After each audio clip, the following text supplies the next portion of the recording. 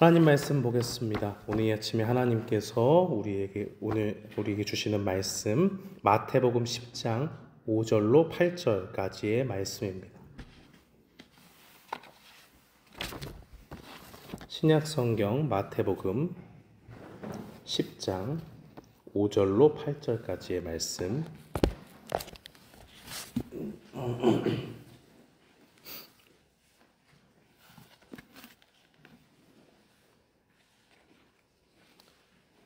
우리 다 찾으신 줄 알고 함께 봉독하겠습니다. 예수께서 이 12를 내보내시며 명하여 이르시되 이방인의 길로도 가지 말고 사마리아인의 고을에도 들어가지 말고 오히려 이스라엘 집의 어린 양에게로 가라. 가면서 전파하여 말하되 천국이 가까웠다 하고 병든 자를 고치며 죽은 자를 살리며 나병한 자를 깨끗하게 하며 귀신을 쫓아내되 너희가 거저 받았으니 거저 주라. 아멘. 저는 본문 말씀 마태복음 10장 5절로 8절 말씀을 통해서 제자들을 보내신 예수님이라는 제목으로 주의 말씀을 선포하겠습니다. 오늘날 많은 사람들이 각자의 관심사 속에 살아갑니다.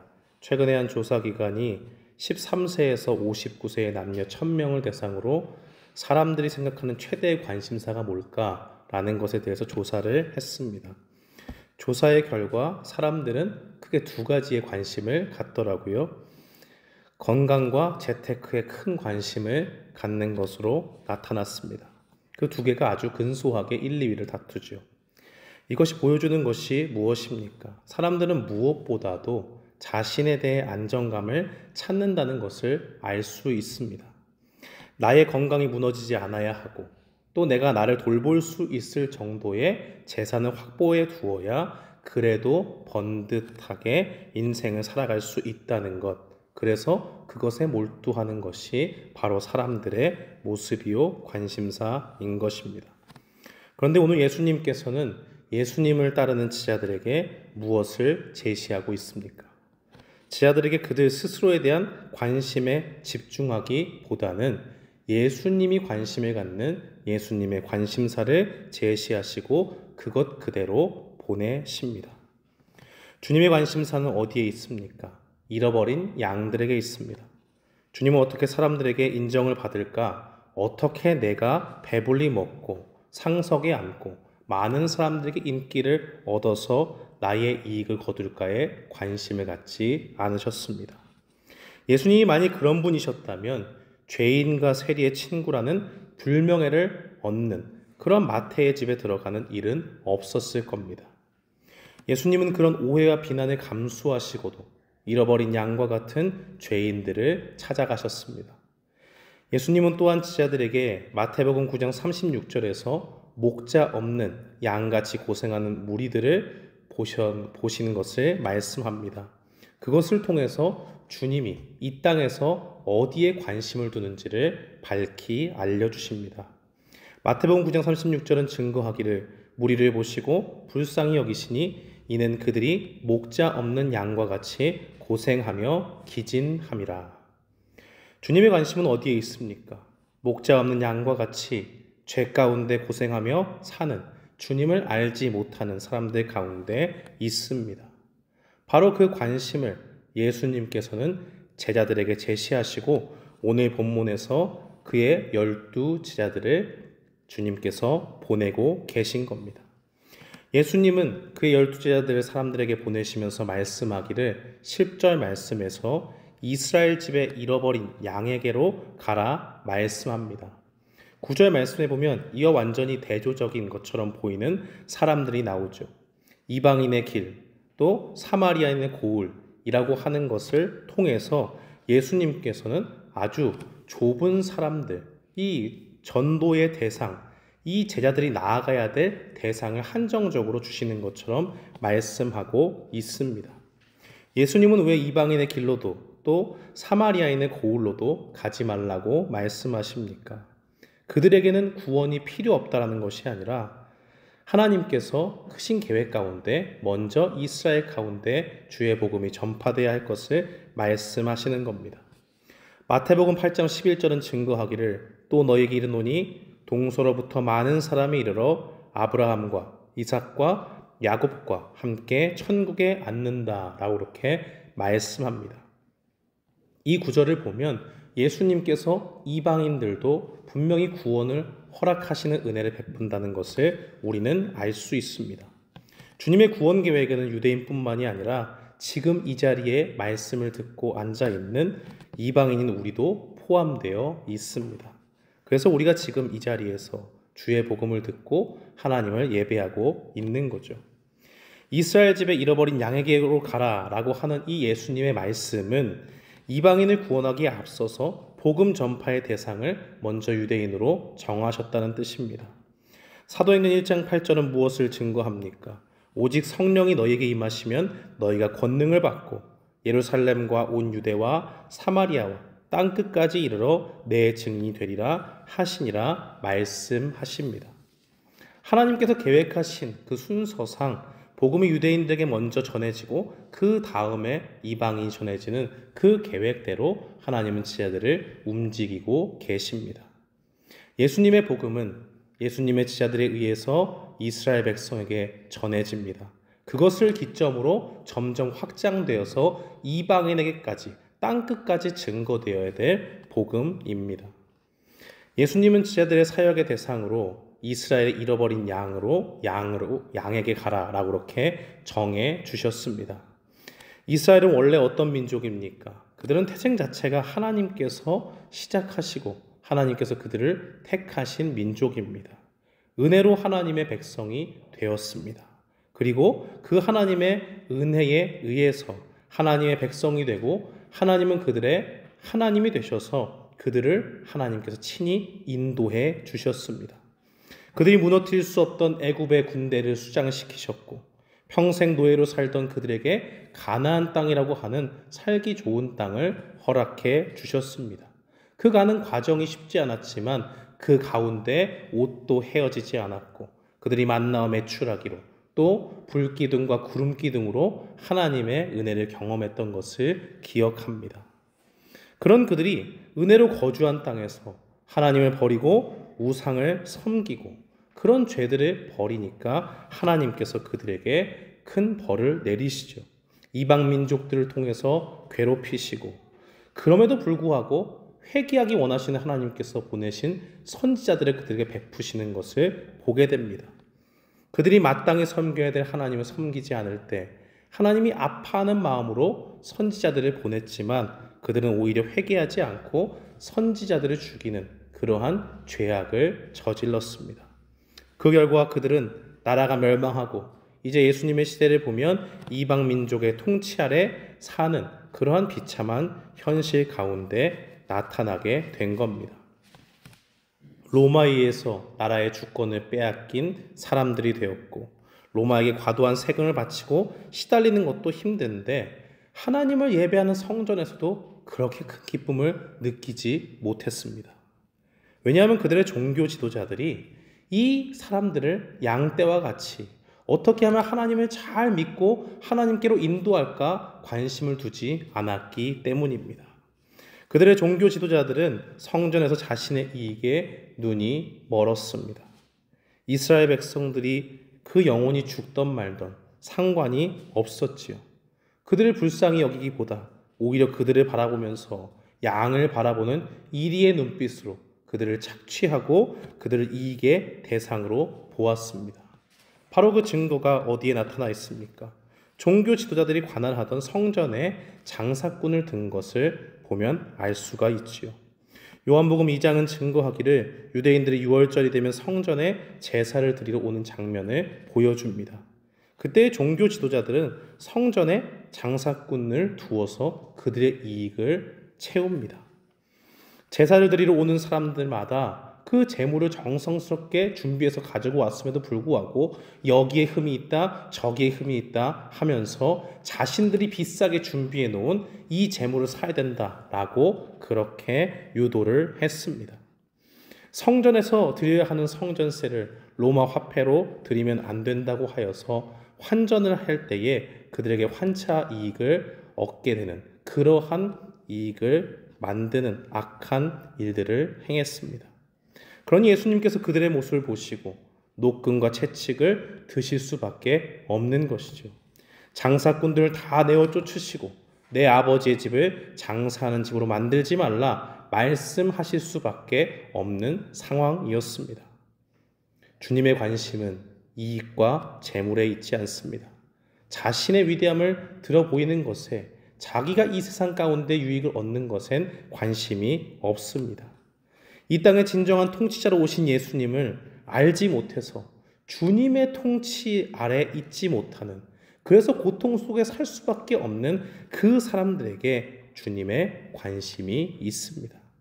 바로 그 마음을 가지고 제자들에게 있어야 할 그 마음을 보여주시고 예수님은 이스라엘의 잃어버린 양들에게 우선적으로 그들 곁에 있는 사람들에게 복음을 전하라 말씀하십니다. 주님이 전하게 하신 그 말씀은 무엇입니까? 천국이 가까웠다는 주님의 말씀입니다. 이것은 세례 요한이 전한 말씀이요, 우리 주님께서도 그의 사역을 시작하시면서 전했던 말씀과도 같습니다. 이 땅을 사는 지자들은 어떤 사람들입니까? 우리가 우리 스스로의 지혜로 짜낸 말을 전하는 사람들이 아닙니다. 오히려 주님께서 우리에게 알려주신 그 생명의 복음을 그대로 들고 그것을 그대로 전하는 주님의 사람들이라는 것을 알려주십니다. 이 땅에 사는 사람들에게는 무엇이 필요합니까? 건강이 있고 재물이 있으면 좋지만 그것만으로는 부족하다는 거예요. 강인한 육체를 가지고 있어도 영적으로 건강하지 못하면 문제가 생깁니다. 삼손과 같이 하나님이 주신 강인한 힘을 가지고도 블레셋 사람들의 계략에 속아서 나시린임에도 불구하고 블레셋 사람들의 조롱을 당하는 비참한 처지에 놓일 수 있는 것이 연약한 인간의 모습입니다. 재물이 있으면 안전할 것 같아도 우리 주님께서는 어리석은 부자 비유를 통해서 말씀하셨습니다. 누가복음 12장 19절로 20절 말씀은 이렇게 증거합니다. 하나님은 이르시되 어리석은 자여, 오늘 밤에 내 영혼을 도로 찾으리니 그러면 내 준비한 것이 누구의 것이 되겠느냐 하셨으니 자기를 위하여 재물을 쌓아두고 하나님께 대하여 부요하지 못한 자가 이와 같으니라 라고 그렇게 말씀하십니다. 이 세상에 있는 사람들은 자기의 안정감을 위해서 건강을 잘 챙기고 또 재물이 많이 있어야 자기의 삶이 보장된 것으로 착각합니다. 그러나 주님이 우리를 언제 어떻게 데려가실는지 우리는 알지 못합니다. 그러한 것을 인식하고 있다면 이 땅의 많은 것들로 나의 부요함을 채우는 것이 아니라 나의 생명을 주관하시는 하나님, 나를 구원하신 그 하나님의 뜻에 맞춰 사는 것이 가장 복된 인생임을 깨닫고 나아가는 겁니다. 물질도 있고 건강이 있으면 좋지만 우리의 영혼을 살리는 길은 단 하나입니다. 이 땅에 오신 예수 그리스도를 믿음으로 고백하는 겁니다. 예수님이 오셔서 이제 목자 없이 고생하는 양들, 참된 목자이신 예수님을 알지 못하는 사람들, 바로 그 사람들을 향해서 살 길을 보여주셨습니다. 그들이 해결할 수 없는 죄를 십자가에서 완전히 해결해 주신 겁니다.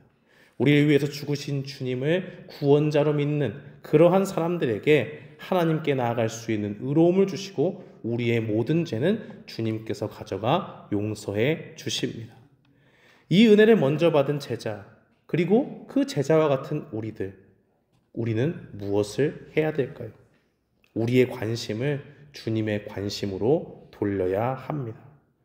내가 잘되고 잘 사는 것에서 눈을 돌이켜서 하나님이 기뻐하시고 하나님이 원하시는 것으로 나의 관심을 바꿔야 하는 겁니다. 바로 자신이 잃어버린 양과 같이 하나님을 알지 못한 채 살아간 죄인이라는 것을 깨달은 사람만이 바로 이렇게 주님의 관심을 나의 관심으로 바꿀 수 있습니다. 이전에 알지 못했던 예수님이 나에게 은혜로 다가와 주시고 나에게 복음을 듣게 하시고 그 복음을 듣는 많은 사람들 중에 어떤 사람에게는 믿지 않는 그러한 역사가 일어나지만 나에게는 믿는 믿음을 주셔서 성령님을 통해서 내 죄를 환하게 밝히셨습니다. 그때 우리는 우리 자신이 한없이 죄인됨을 깨닫습니다. 그 안에서, 우리 안에서 죄인된 우리가 어떠한 소망이 없다는 것을 발견하게 하십니다. 수영을 할 줄 모르는 사람이 물에 빠졌을 때에 무슨 소망이 있겠습니까? 거기서 아무리 발버둥 친다고 해도 더욱더 힘만 빠지고 불안감만 급증합니다. 우리의 몸은 점점 더 밑으로 빠져들고 결국에는 목숨을 잃을 수밖에 없는 겁니다. 그런 사람에게 가장 필요한 것은 무엇입니까? 스스로의 힘과 능력으로 아둥바둥 되는 것이 아니라 빨리 나를 건져줄 다른 사람이 필요하다는 것을 인정하고 그에게 구조를 요청하는 겁니다. 우리는 바로 죽을 죄인으로 물에 빠졌다가 주님께 구조된 사람들입니다. 우리가 해결할 수 없는 죄의 바다에서 점점 가라앉아가는 우리의 생명을 주님께서 이제 끄집어내어 주셨고 바로 살려주신 것이 하나님의 구원의 은혜입니다. 이 은혜를 우리가 받았고 그 은혜를 우리가 제자된 자로서 날마다 기억하며 나아간다면 우리의 가졌던 모든 세상의 관심이 이제는 아무것도 아닌 것을 깨닫게 됩니다. 그것은 다 헛된 것이고 사라져버릴 것이고 이제는 주님이 원하시는 그 관심, 그것이 가장 귀하다 할 수 있습니다. 바로 그런 사람들에겐 누구만 보이는 겁니까? 예수님 한 분만 보일 수밖에 없습니다. 우리에게 오셔서 믿음을 주시고 이 땅에서 우리를 홀로 두지 아니하시는 주님만이 보일 뿐입니다. 주님이 다스리시는 천국의 삶을 살게 하시는 주님의 통치가 이제 믿음 가운데 우리에게 시작되었습니다. 장차 우리에게 다시 오셔서 우리를 위해 우리가 구할 영원한 처소로 인도하실 주님이 이제 이 땅 가운데 우리 속에 역사하셔서 우리의 통치자로 살아서 우리를 인도하시는 주님이 되어 주십니다. 그러므로 우리에게 가장 시급한 것은 무엇입니까? 돈으로도 건강으로도 우리에게 주어지지 않는 천국 복음을 전하는 일입니다. 오늘날 얼마나 많은 사람들이 목자 없는 양과 같이 이 땅에서 신음하고 있습니까? 잃어버린 양과 같이 도대체 어디에 목자가 있는지 알지 못해서 이리저리 방황하는 것을 우리는 보게 됩니다. 돈이 많은 사람들은 돈이 많아서 여러 가지를 누릴 것 같지만 실상 그 중에는 그 돈 하나를 아까워서 쓰지 못하고 벌벌 떠는 사람이 있습니다. 세상의 출세에 목이 말라서 자신의 모든 것을 다 바쳐서 불법적인 일도 마다하지 않는 불쌍한 사람들이 있습니다. 건강이 최고라면서 웰빙의 삶을 살아야 된다 말하고 아침부터 저녁까지 늘 좋은 음식 먹고 운동이 없이는 살 수 없다고 말하는 사람들도 있습니다.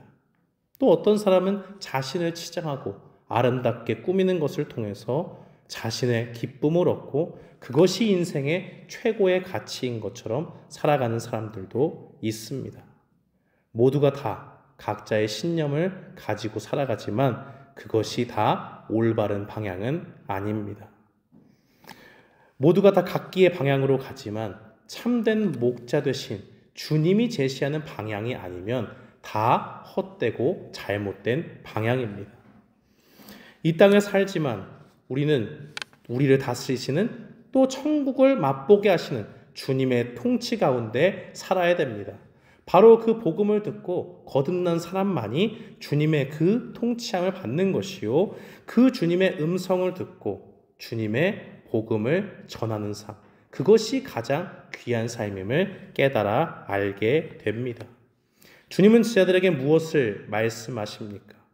12절 말씀에 증거하기를 병든 자를 고치며 죽은 자를 살리며 나병 환자를 깨끗하게 하며 귀신을 쫓아내되 너희가 거저받았으니 거저주라 말씀하십니다. 주님의 통치 안에 있는 사람들은 무엇을 경험합니까? 세상 사람들은 알지 못하는 하나님의 크신 일들을 봅니다.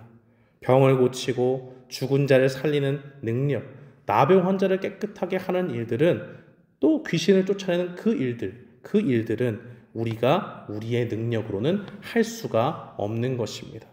오직 하나님께서 주님의 통치 아래 둔 자녀들에게 베푸시는 것이요, 그 능력은 우리 안에 없는 능력이라는 겁니다.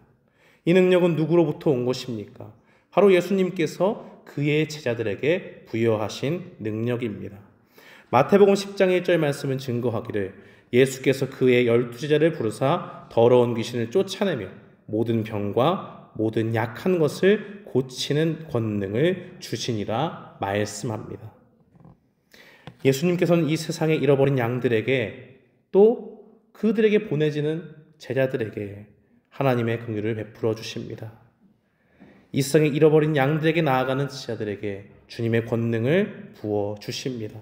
그들이 행하는 모든 것이 하나님으로부터 값없이 주어지는 은혜입니다. 좋은 선생은 어느 정도 코치의 그런 기술을 통해서 일정 수준의 레벨의 선수를 만들 수가 있죠. 자기가 가지고 있는 노하우, 또 오랜 경험에서 나오는 이러한 모든 지식들을 전수해 줄 수 있습니다.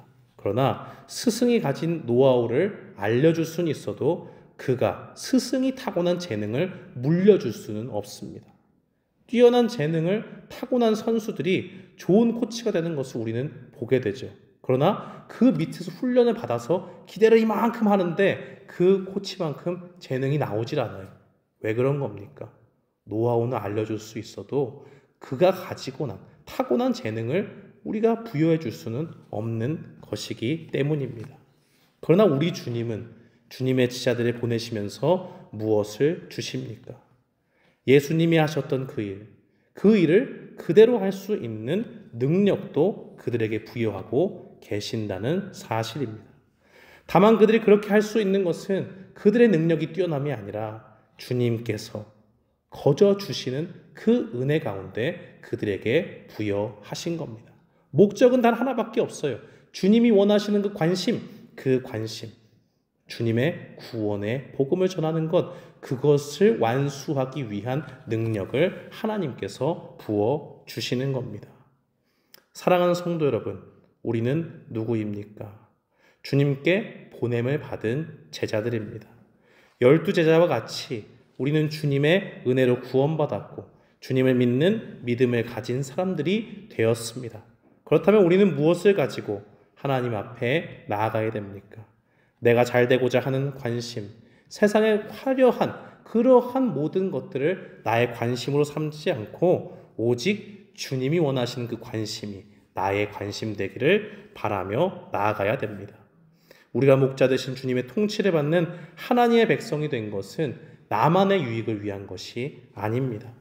내가 받은 구원의 진리를 전파하고 나와 같이 잃어버린 양처럼 방황하는 그 영혼들을 주님의 눈으로 바라보고 참된 목자이신 주님의 음성을 들려주는 도구로 사용되기 위함입니다.